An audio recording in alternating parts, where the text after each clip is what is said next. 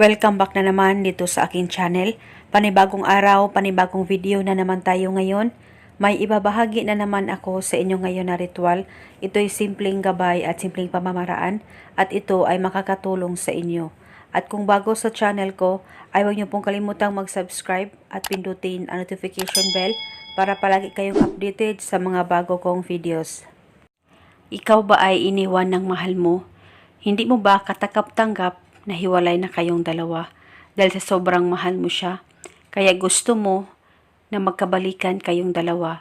At sa pagbalik niya ay gusto mo na siya ay magmamakaawa sa'yo. Kaya gawin mo lamang itong ritual na ibabahagi ko sa inyo ngayon. Dapat kayo ay palaging naniniwala sa mga ganitong pamamaraan. At pwede mong gawin itong ritual sa kahit na anong araw o oras na gusto mo. Ang gagawin mo lamang ay maghanda ka lamang ng maliit na garapon, babasagin o plastic ay pwedeng gamitin, basta clear po ito.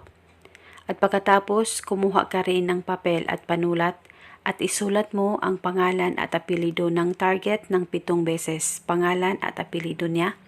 At pagkatapos ay kumuha ka lamang ng maliit na sibuyas at hiwain mo ito kahit 3 hiwa. Pwede mo itong balatan, tsaka mo hiwain ng 3 hiwa at ilagay ito sa papel na iyong sinulatan ng kanyang pangalan at apelido.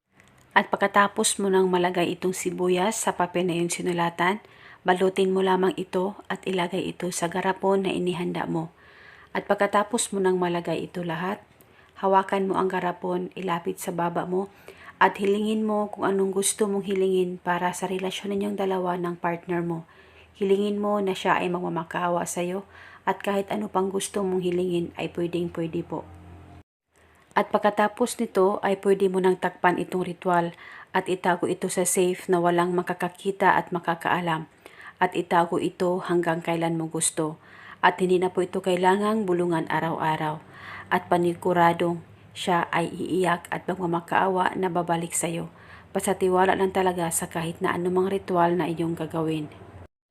At eto muna sa ngayon, maraming salamat po sa panunood. May God bless.